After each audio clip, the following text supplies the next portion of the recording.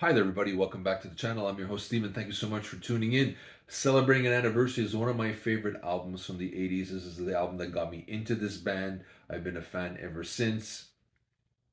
The 80s were a phenomenal time. A lot of bands were allowed to change their style, adapt to the new music scene, and explode and become something brand new. The Stones became a full-fledged rock band. Springsteen, became, super big with Born in the USA, very different from his Nebraska days and stuff. And this band too, who were considered a goth rock band, kind of created the best AC/DC album you've never heard. And this is The Cult. And the album's called Electric. This is their third studio album. This was their follow up to the Love album, which had the big hit single She Sells Sanctuary.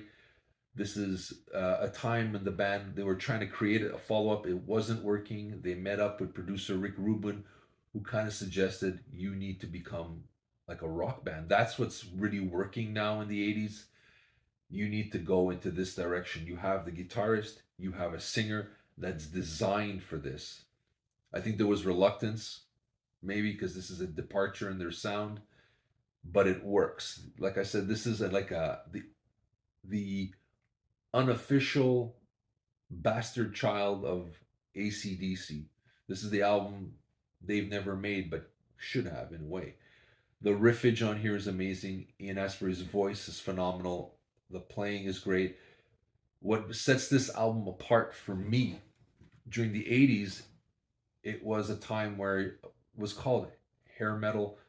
I hate that term, but you had the Bon Jovis, the Def Leppard, Whitesnake, Warrant, Poison, who were ruling the airwaves.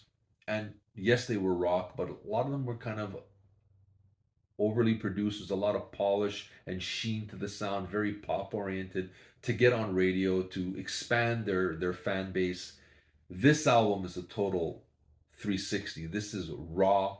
This is like live in the studio. This is gritty and dirty. Like I said, it's like an early AC/DC album without Bon Scott or Angus Young on there. But it's incredible. Like I said, the riffage is amazing. The singing is amazing. The songs are phenomenal. They're not all cohesive, maybe. It's not all fantastic. You had Wildflower, Little Devil, Love Removal Machine. What do you think of the ones that are the catchiest? The other ones are great too. They may not be as catchy, but it's the energy. It's infectious. The guitar playing is incredible. The drumming, the rhythm section, they're just on fire.